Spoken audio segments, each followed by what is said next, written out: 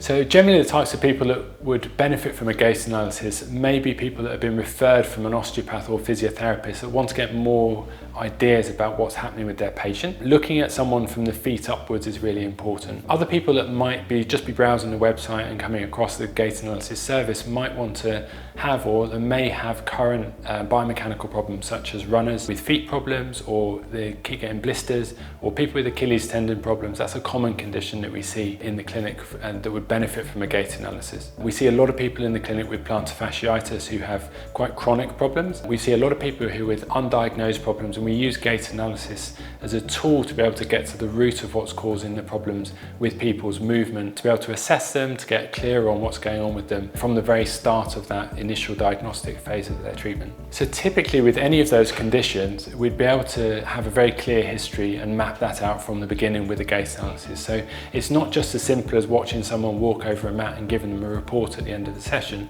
There's a lot of technical aspects that come together to be able to give you the diagnostic approach of using the gait analysis as a tool to be able to assist a therapist to get to the bottom of what's causing your problem. By understanding what's going on biomechanically, we can then piece that together with your overall health picture to be able to understand and get a lot clearer on what's going on with you, so we can formulate a treatment plan going forward which gets rid of the problem and hopefully stops it from coming back altogether. Generally in your first session, it's really important, if you're going to be having a gait analysis with us, to bring with you a pair of trainers or many pairs of trainers that you wear on a regular basis.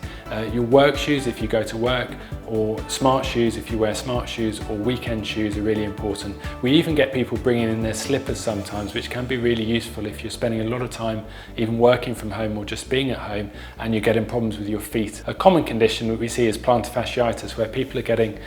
problems with their foot in the morning, and it's really quite uncomfortable. So making sure we optimize the biomechanics as quickly as possible and making sure we understand what's going on with their foot first thing in the morning and throughout the day is a really important aspect of being able to help someone with that condition. So typically in your first session of a gait analysis, you'll get a very clear understanding of what's going on with your foot. In terms of what to do next, it's really important that we get a clear understanding first, because the options of treatment options going forwards with the information that we get from the gait analysis help us to inform the treatment going forward so that we can make the right decisions in terms of managing your condition going forwards from there. So typically after the first session of gait analysis, and you only ever need one session, occasionally we'll get people to come back on a periodic basis to measure what's happening with their foot if we're monitoring something without producing any intervention with them.